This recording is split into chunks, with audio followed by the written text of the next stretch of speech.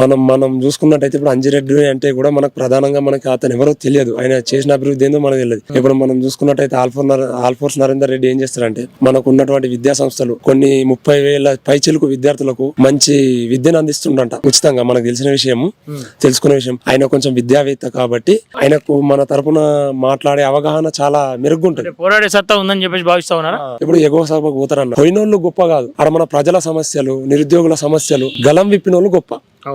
మనం పోవడం గొప్ప కాదన్న, పోయి నువ్వేం చేస్తున్నావు, ప్రజల తరపున నువ్వేం మాట్లాడుతున్నావు, మనకు ప్రజలకు నువ్వు చేసింది ఏమది అని చెప్పేసి మనకు అవసరం. ఇప్పుడు ఆల్ఫోర్స్ నరేంద్ర రెడ్డి గారు మాట్లాడే గలం ఉంది, ఆయన ఒక విద్యావేత్త, నిరుద్యోగుల పట్ల అన్ని అవగాహన ఉన్నాయి కాబట్టి ఆయన ఎగో సభకు పోతే ఏమైనా మనకు నిరుద్యోగుల పట్ల ఆశాకిరణమై ఏమైనా మాట్లాడతాడని చెప్పి తెలియజేస్తా ఉన్నా. దానికోసం మనం ఎమ్మెల్సీ పట్టభద్రులంతా కలిసి ఆయనను భారీ మెజార్టీతో గెలిపించాలని నిరుద్యోగుల పట్ల నేను కోరుతా ఉన్నా. ఇప్పుడు మళ్ళా ఈ కాంగ్రెస్ పార్టీ అధిష్టానం ఏదైతే మంచి నిర్ణయం తీసుకుంది, ఆల్ఫోర్స్ నరేందర్ రెడ్డి గారు అలాంటి వ్యక్తికి పార్టీ తరపున క్యాండిడేట్ కి బీఫామ్ ఇచ్చిందని తెలియజేస్తాయి. నరేందర్ రెడ్డి గారి లాంటి మంచి వ్యక్తులకు మన కాంగ్రెస్ పార్టీ టికెట్ ఇచ్చినందుకు ప్రత్యేకంగా కాంగ్రెస్ అధిష్టానంకు ధన్యవాదాలు తెలియజేస్తా ఉన్నాం.